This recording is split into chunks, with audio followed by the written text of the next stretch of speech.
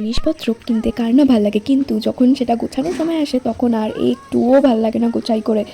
সব পার করেছিলাম ভেতর থেকে, কজ প্রচণ্ড ধুলো ময়লা জমে গেছিলো অনেক দিন ধরে থেকে থেকে।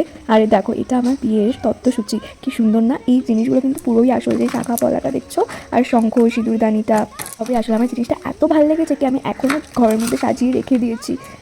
প্রথমেই পালাটা খুলে উপরেরগুলো নামানো হয়ে গেছে, তারপর নিচেরগুলো আমি এক এক করে নামিয়ে নিয়েছিলাম বিছানায়। আর তারপর এই কাপ দুটো আমাকে বিয়েতে আমার একটা ফ্রেন্ড গিফট করেছিল, খুব ভালো লাগে। বলেছিল এই দুটো কাপে তুই আর দাদা চা খাবি। তারপর এই ছোট্ট গণেশটা, এই গণেশটা আমি শ্বশুরবাড়িতে আসার সময় হাতে করে নিয়ে এসেছিলাম। ঘর গোছাতে গেলে কিন্তু অনেক আগের পুরোনো জিনিস বেরিয়ে আসে, তাই না? নামিয়ে ভালো করে পোছাপুছি করে উঠিয়ে দিচ্ছিলাম এক এক করে। জিনিস কিন্তু পরিষ্কার পরিচ্ছন্ন থাকলে ঘরে থাকতেও ভালো লাগে।